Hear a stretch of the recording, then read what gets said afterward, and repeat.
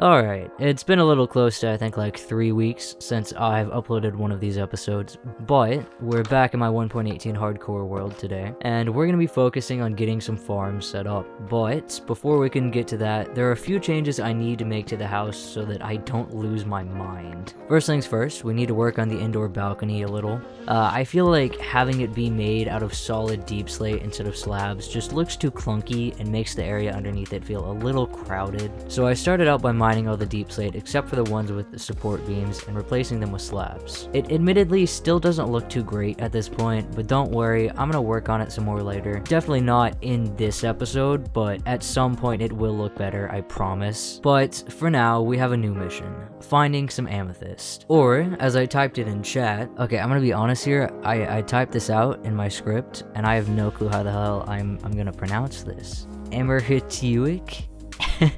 I don't know, but ignoring the typo though, I hopped on my loyal steed Freddy and headed back to the village. Since I already knew there was a major cave system over there, I figured exploring it for a while would be my best bet at hopefully finding some amethyst. When I first got back down in the cave, the locals decided to throw me a welcoming party. I, of course, returned the favor. It would have been rude not to.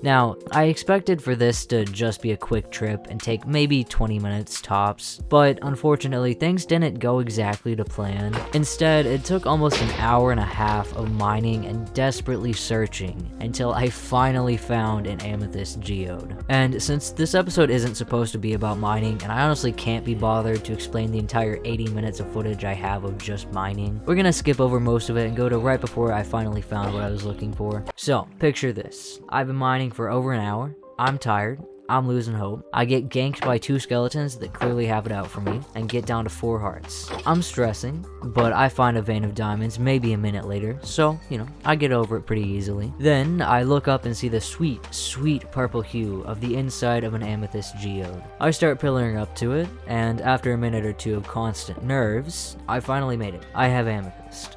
With that done, I very cautiously made my way back down from the geode, and then headed back to the surface. I hopped on my boy Freddy and headed back to the house. Now, with my newly acquired amethyst, it's time to add some tinted glass windows in my house to spruce things up a little. I had to make a quick trip down the hill to get some sand and then made glass out of it. While the glass was smelting, I wanted to be productive, so I went around and chopped down all the spruce and oak trees I planted the episode before, since we're not going to be needing too much wood anymore, plus they're in the way of the farms I want to build today.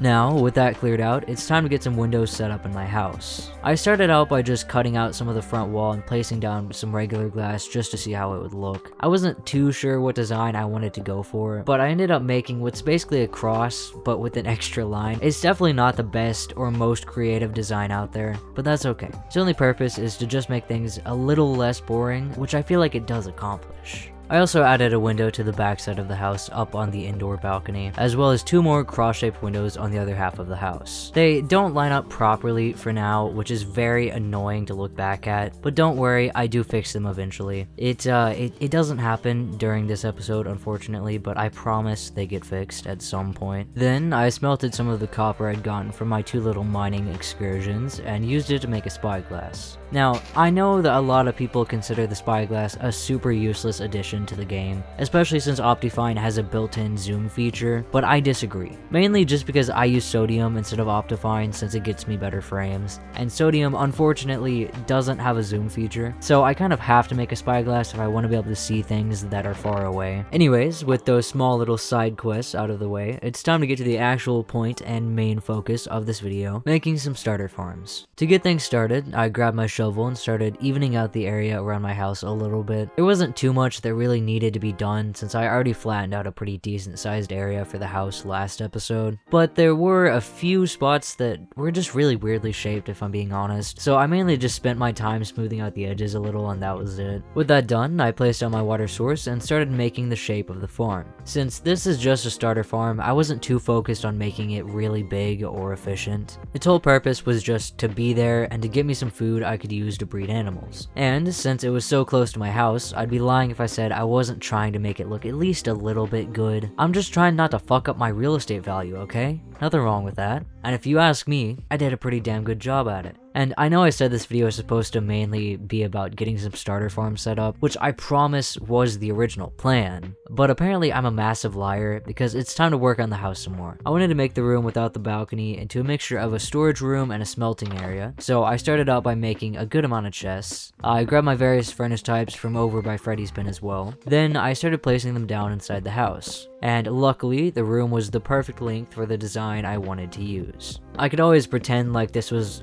pre-planned and I definitely made the house this size because I wanted to use this design inside, but that is definitely not the case. It just kind of ended up working out how I wanted it to, and I'm very lucky that it did. Alright, our audio is absolute shit because I forgot to record this whenever I was recording the official audio for this video. But with all the chests placed down, it was time to get some organization sorted and figure out what goes where. And it surprisingly didn't take a lot of brain power to get it all figured out.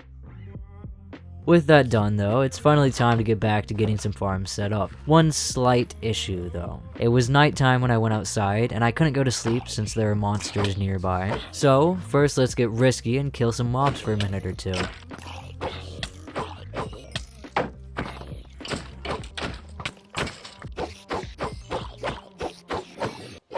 Then I got some sleep and made the reasonable choice in this situation and decided to put my bed inside of the house. That way I hopefully won't have to deal with mobs getting in the way of my sleep again. Then I started placing down fences around the house for our farms. I wanted one for pigs, one for cows, one for sheep, and one for chickens, with the cow pen being the largest and the chicken pen obviously being the smallest. I also kind of wanted to make a rabbit farm, but I couldn't find any rabbits around where I was, so I gave up on that pretty quick and just stuck with my original plans. With the pens built, it's time to make some nice walkways to connect them all. There's really no practical use or need for the walkways, but I've got an aesthetic to keep. So that's exactly what I'm gonna fucking do, okay? Now, with everything all set up, the only thing missing from our lovely farm are the farm animals. Which, considering we live on top of a fucking mountain with a very steep path to the top, this might be fun. Now, as far as sheep go, we lucked out. There were quite a few sheep just roaming around on top of the mountain already, so luring them into their pen was pretty simple. Cows and chickens, I also lucked out on. They were definitely quite a bit farther away than the sheep were, but they were still up on top of the mountain, so it wasn't too hard getting them all figured out. Now,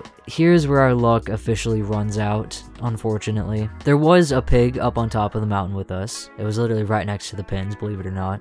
One slight issue though. There was only one pig, and I'm not sure if you're aware of this or not, but you kind of need two animals in order for them to breed. So I set off down the side of the mountain to the plains down below, hoping to find another pig somewhere. There definitely were a lot of pigs down at the bottom of the mountain, but now it's time for us to do some mountain climbing with a pack of pigs. Surprisingly, it actually didn't go as bad as I thought it would. It was definitely frustrating and took a few minutes, but apparently pigs have much better pathfinding than sheep and cows. I've done something very similar to this before, just with cows instead, and it was a major nightmare compared to this. And with all that done, we're also done with this episode of the series. There is more farming to be done, but I'm saving that for the next episode because our next project is a bit big and I feel it kind of deserves a whole episode to itself. So, we're ending it here. Hopefully you enjoyed this one. I know it's been a while since I've uploaded for this series, and it's really just because I've just been putting off scripting this video if I'm being totally honest with you. But hey, the script's done, and I'm about to be done recording it, and then I gotta edit, and then fuck yeah, the video's up. So, we're set. And with that said, like always, I hope you have a fucking amazing day,